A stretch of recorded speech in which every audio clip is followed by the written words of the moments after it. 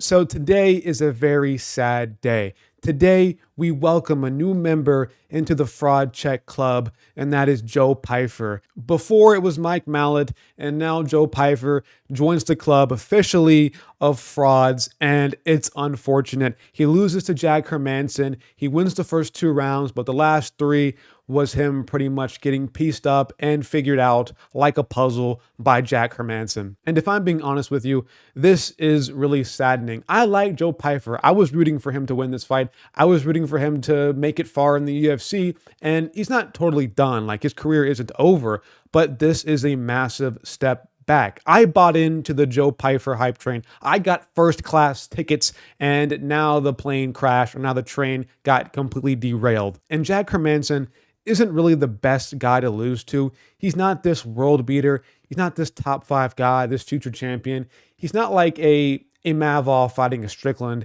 Jack Hermanson is, I think, a perennial top 15 guy for the rest of his career. And then once he gets too old, eventually he'll just be fighting like Andrei Arlovsky, just sitting outside the rankings trying to make some money before he retires and ends his career. So Joe Pyfer losing to Jack Hermanson isn't the best loss to even have on his record, and it sucks for him because now he's in the fraud check committee. So him losing to Jack Hermanson isn't a good outcome for Joe Pyfer. And I want to preface with this. This was a mistake for Joe Pyfer. I think he got it wrong in booking this matchup.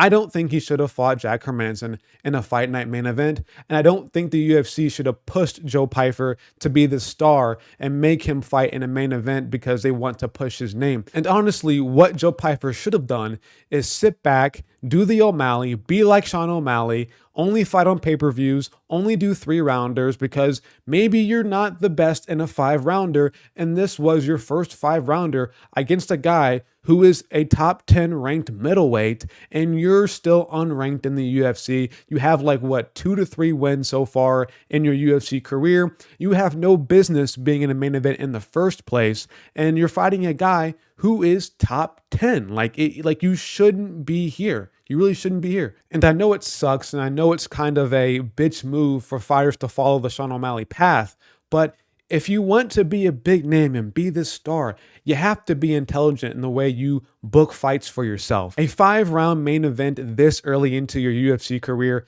isn't the most intelligent booking decision that I've ever seen. What Joe Pyfer should have done is sat back, or if he was so hell-bent on fighting Jack Hermanson, what he should have done was booked this for a UFC pay-per-view, probably a main card opener, and fight him there for 3 rounds. And if he does that, the hype train is not derailed. It might be leaning a little bit. It might be on its way to crashing, but he's still on the train tracks. He's still there. He's still able to keep pushing forward and get another 3-rounder against another high-profile name or a top 5 guy in the division. He's still afloat aboard the Kendall hype train that I've asserted for himself. But now he's completely fumbled it, and he's now back to not square one, but he's back to square two, I guess, if that's an analogy that's correct. He's just back to not where he started, but close to it. But whatever, let's talk about the fight.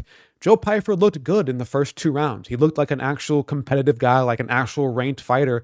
He looked technical, he looked powerful, he looked fast, but Jack Hermanson is a tough guy. He saw things coming, and when he did get hit clean, he took it very well. But after originally watching that first round, I was like, okay, Joe Pyfer wins this easy. He's pretty much breaking Hermanson right now. His body language looked pretty off. He looked pretty nervous, pretty scared, but that ended up dying down towards the end of the second round. The second round happens. Joe Pyfer still looking good, still looking fast, still looking powerful, all that stuff, all the hype still looks true. But towards the end, it's getting a bit iffy for him. It's getting a bit tough for him. He's starting to gas a little bit. He's now eating more jabs, eating more calf kicks, limping a little bit, looking a bit tired. Like, it's looking pretty iffy for Joe Pyfer towards the end of the second round.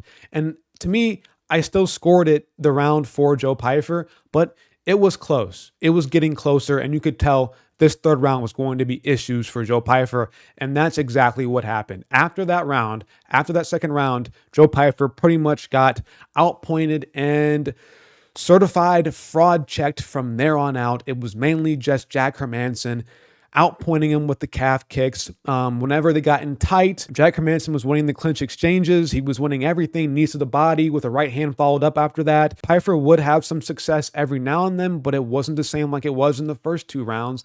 And you could just visibly tell that Pyfer was gassing out, taking too much damage. I think at one point, Pyfer ate a jab to the eye. He blinked it out, said it was an eye poke. It was clearly a jab. It hurt his eye. And from there on out, it simply just was the Jack Hermanson show. Took control, did everything I said before, leg kicks, right hands. He was seeing everything Joe Pyfer was throwing at him. You could really see the confidence build up in Jack Hermanson because Pyfer would throw left hooks and it would be out of range. You would just dip out of it. You could see him getting more comfortable in the pocket with Joe Pyfer. You could just physically see the switch just happened for Jack Hermanson. His body language completely changed. He was more confident. He was seeing things better. Overall, he just became a good Jack Hermanson. I don't know how to explain it. And the complete opposite happened for Joe Pyfer. The body language looked awful. He was visibly gassing. He was visibly slowing. And by the 5th round, it was like 2-2. And you're like, okay, Joe Pyfer, can you at least knock down Jack Hermanson once? If you have this God-foreseen Ngannou level or higher than Ngannou level power, if you have this God level, 100 level power, then maybe you can at least knock down Jack Hermanson once and get this round for yourself. But he didn't. Ends up getting taken down in the 5th round and controlled. And that's the round. 3-2 Jack Hermanson. He wins on the scorecards 48-47. And Joe Pyfer is officially exposed, done with, chewed up like a dog toy and spit out into the garbage. And so what now? What do we do with Joe Pyfer? I guess it's back to the drawing board and figuring out some unranked contender or unranked matchup for him. I don't think the UFC will completely give up on him just yet, but I think they're going to give him probably a cupcake easy matchup for his return, I guess. And for Jack Hermanson, I don't know. Like, this is probably one of the worst outcomes for the UFC. Jack Hermanson, listen, like, he's not really a big name, not too promotable, not too exciting. He does speak English, but it's not like he's a super out there personality. So there's really nothing you can do with Jack Hermanson, and this is why it's so bad for the UFC and why they need to actually have good fight night cards because, listen, this card overall in terms of name value wasn't good. The card was decent actually, but in terms of just names on the card, this was hard to get hyped up for. Your main selling point was Joe Pyfer, and he just lost.